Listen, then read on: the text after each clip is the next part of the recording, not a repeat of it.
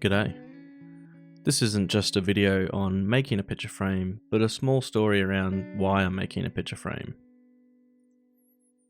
Recently, my brother and I travelled with my father to his hometown, and these are the stockyards that my great-grandfather and grandfather owned and operated for the stock sales as part of their stock and station agency. We also went and visited the original office in the main street of town. And through the power of the internet, I was able to track down a very rare photo of my great-grandfather in front of these very offices.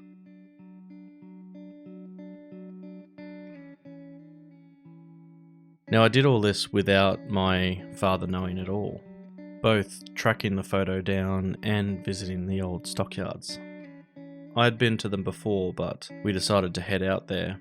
And while we were looking through the grounds, I looked at the old cattle ramp and noticed there was just a piece of timber lying in the grass.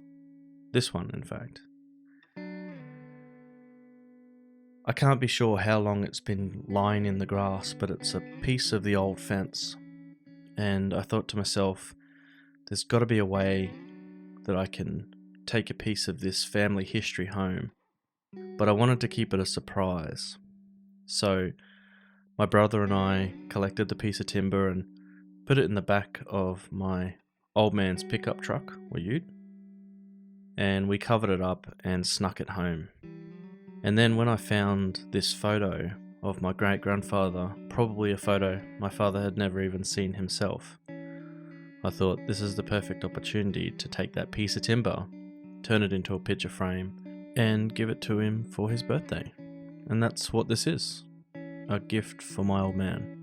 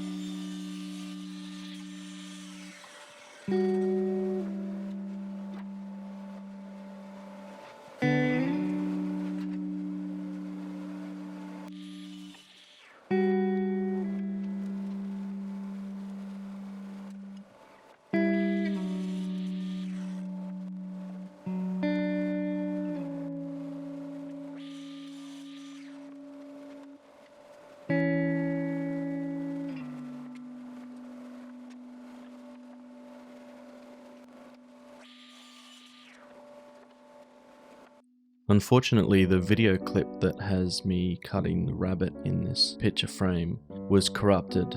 However, since this isn't a how-to video, I will link in the top corner an excellent video by David Picciuto at Make Something. It's one of the handiest videos I've seen on making picture frames, so you should check that out.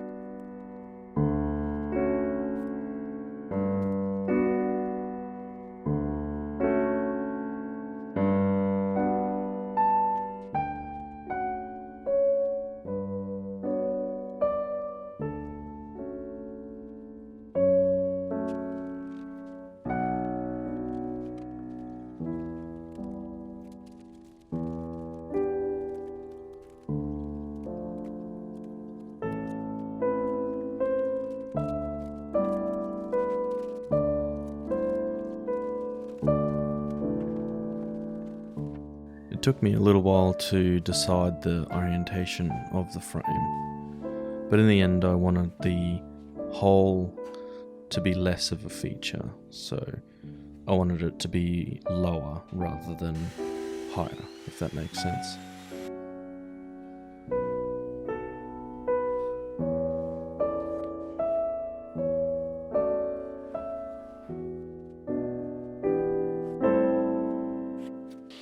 Now, when I was cutting the backing board, I got a frightening reminder to always be vigilant with shop safety.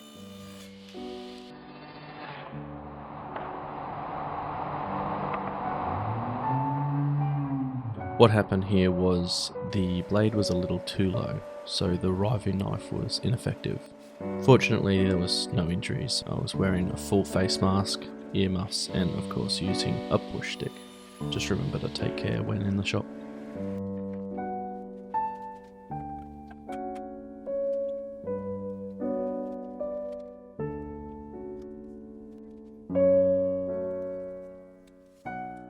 I decided to leave the frame unfinished. We tried using shellac and polyurethane and some other finishes, but they all seemed to detract from the unique look of the old fence post, which I really liked. I want to thank you for allowing me to share this. I hope you enjoyed this video, and if you did, I'd love for you to consider sharing this video with friends and family. I also want to take the time to thank all my existing subscribers again. As always, you inspire me to keep creating. And even though this photo looks great on my shelf, it won't stay here for long. Happy birthday, Dad. Take it easy.